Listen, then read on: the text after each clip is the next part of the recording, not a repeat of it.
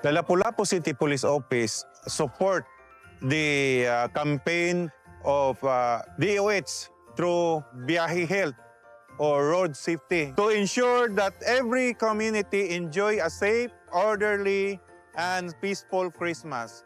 Together, let us choose safety over harm, discipline over carelessness, and responsibility over rest.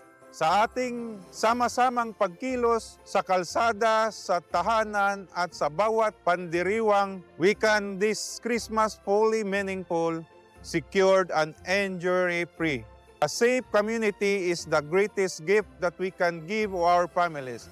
Mula sa PNP, isang masayang, mapayapa at ligtas na Pasko sa lahat.